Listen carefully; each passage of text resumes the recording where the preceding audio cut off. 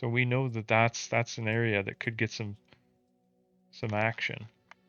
And I do believe we're destined to get involved with that range. And I mean, that's not even that high up. Like, think about it. It's about like 21,500 to get to that middle. Like, if we look at the daily there, you know, very, very, very close to the old POC. If we just take into consideration the volume inside of that area there, that POC right there, 21,454, 21,500, you know, that area though, man, I'm telling you, somewhere I like to be.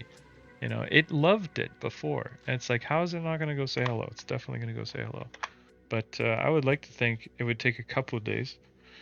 And then all of the progress that we have made could be wiped out in one day. Right after. To make a right shoulder, to make the 261 lead back to the 188. That movement will wipe out days of progress, days of slow climbing. And all of it comes back down to where we began today. You know? So that's the tough part. Where we began today? Why is where we began today so significant? Because we began today at a 188, right? Where's the beginning of our candle today? It's at the 188, right? We're closing the day, you know, close to the 227, the 261's up there. If we fall, just as a reminder, from the 261 to the 188, that will be the same movement that we did down here, or very close to it.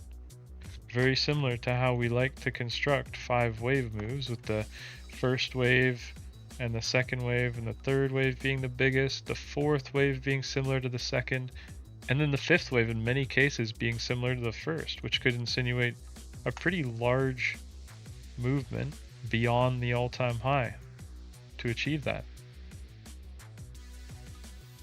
Now that 5-wave move will start to struggle in the 141, 127 area, where in the event that it falls down to its 61, that would be a 61 of the entire movement.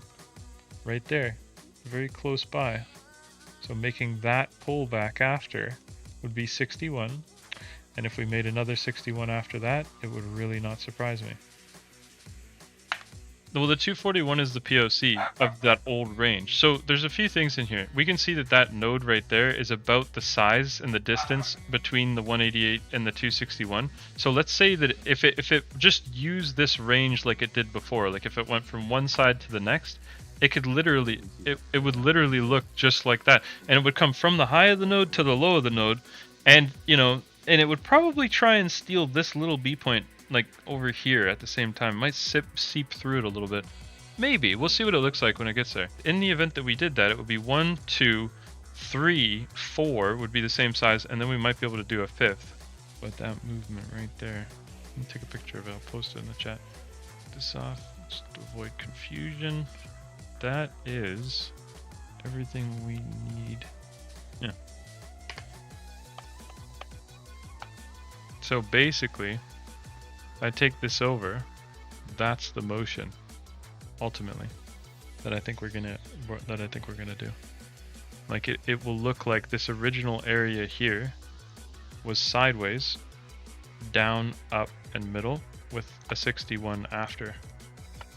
Make a lot of sense to do that, and perfectly using the 127, 141 to get back to the 61. Perfectly using the 61 to get back to the 61 in a nutshell, for the record. Holy shit, that's literally what I'm explaining right there. Literally what I'm explaining. Let me just control Z that back into action. This is the same thing as this. So do you see how there is, I'll explain it again on this version. There's 1, 2, and 3 consecutive lows. There, and the middle one's the farthest, right? The middle one is the very farthest, the very lowest. We've got 1, 2, and 3 on the high. The middle one is the farthest, is it not true? And sure, it's expanding on one side, like I explained on the other chart. Expanding, contracting, like a diamond. This is the way I see it, the way that I understand it. I call it an all-in-one head and shoulders, basically. because it's a head and shoulders going up and it's a head and shoulders going down. It's an inverse head and shoulders, and at the same time, it's a head and shoulders as well.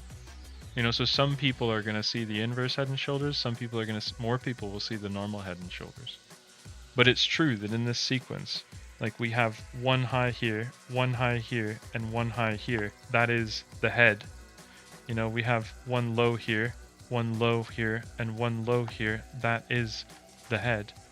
Because if it's going to be the journey that it spends its time making, there's no other time spent doing anything else but making this journey. So being a part of it is really important. So we have sideways clearly inside of that range. There's no other spot that's more sideways than this spot. We could all agree. Then it comes down, you know, out of that area, and it made this area right here the bulk of the volume. We can see all the volume is really contained within that area right there, right? So when we fell underneath that area, we did it by this specific amount. That's how much was underneath the node. Like that node begins right there, right? Now on the other side of the node, this is where the node ends. So that same distance that we did on the bottom of the node produced on the top would mean that price.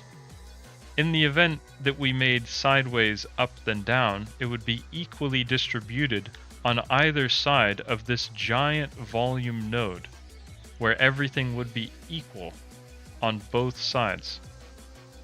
Exactly.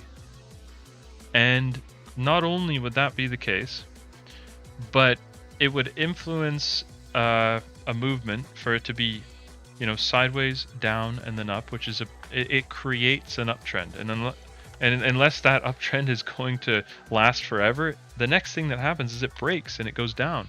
And at the end of the day, making it even around that big volume node where the POC is would make a lot of sense. And if we look at how we failed the 61 on the way up here, the 141, 127 is typically in this environment that we're in right here. The 61 and the 141 have been used so much together in the past like year. I would say we've seen that a lot, and in this environment, we can see this is the biggest one that it's produced out of any one that it's ever created. You know, since we've started looking at it, this is the largest 61 and 127 movement we've ever seen. There's no other one on the daily that we've looked at. There's no other 61 that's failed as hard as this one. Like, this is the biggest 61 failure that we've seen in years, like literally. And that's pretty profound. It's true. So at the end of the day, and that's just on the NASDAQ, of course, but at the end of the day, the 127, 141 is typically an area we like to go when we fail the 61. And when we get there, we like to come all the way back down to it.